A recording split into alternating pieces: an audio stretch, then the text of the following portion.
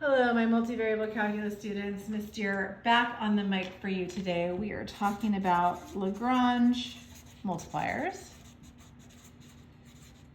which is the idea of optimizing within a constraint. So I want to find the greatest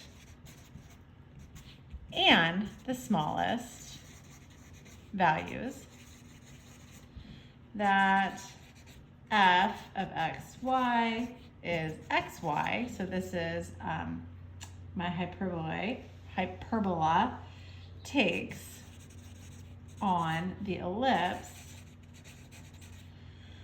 x squared over 8 plus y squared over 2 is 1. So this is what I want to optimize. This is my constraint. So this is my f. I'm going to set this equal to a level curve for my constraint. So let's let g of xy be x squared over 8 plus y squared over 2 minus 1. My Lagrange multipliers say that this is optimized whenever del f is parallel to del g, or del f is some lambda times del g. So this is my Lagrange multiplier. So if I take my partials, then I know that my partial with respect to, where's my function? X up here is y.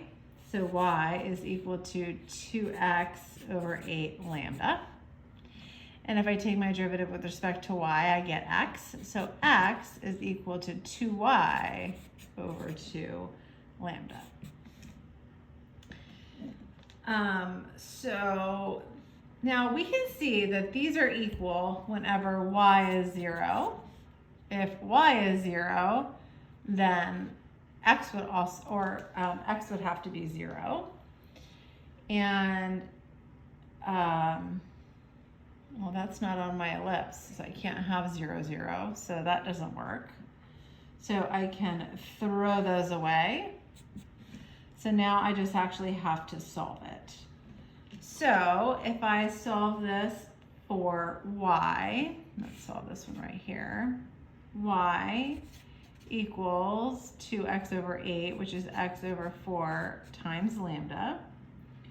And I can actually plug that into here, right? I'm just going to keep solving back into myself.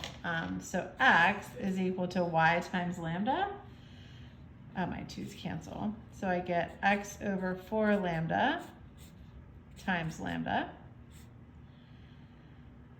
So I have an x on both sides, so this turns into 4 equals lambda squared. Lambda is 2 or negative 2. So let's look at each of these cases individually. So if lambda is 2, I need more room here. So if lambda is 2,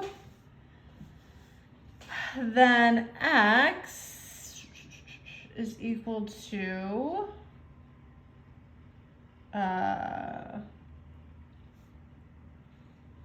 2y.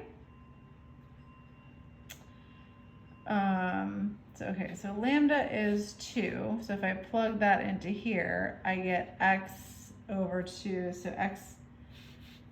So y equals x over 4 times lambda, right? So 2y equals x. Plugging that into my ellipse right here, I get x squared. X is 2y, so 2y squared over 8 plus y squared over 2 is 1. This turns into 4y squared over 8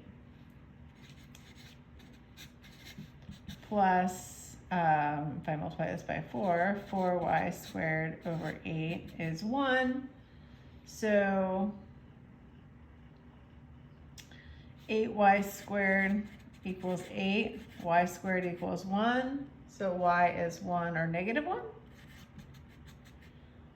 If y is plus or minus 1, then I plug that into here. So I get 2 So if y is 1, x can be 2 or negative 2. So if y is 1, x is plus or minus 2. If y is negative 1, x is plus or minus 2. So what this really looks like is that I have 4 points. I have plus or minus 2, 1, and plus or minus 2, negative 1. And in terms of my ellipse, that's going to look like, where's my ellipse? I go 8, so rad 8 in the x direction and rad 2. So it's going to look like this. So here's my points, like this.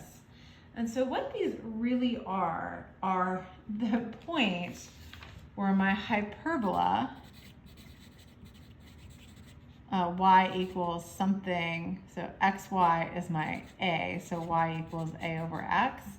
Where does this hyperbola touch this ellipse? So you can think of, I have all these hyperbolas, and just this point where they're tangent is, this would be the point 2, 1.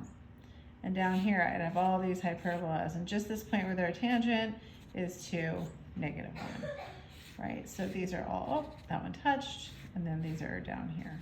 So this would be negative 2, 1, negative 2, negative 1. All right, so this idea of the gradients must be parallel, which means they are scalar multiples of each other. We let lambda equal that scalar, and we can go ahead and solve the system.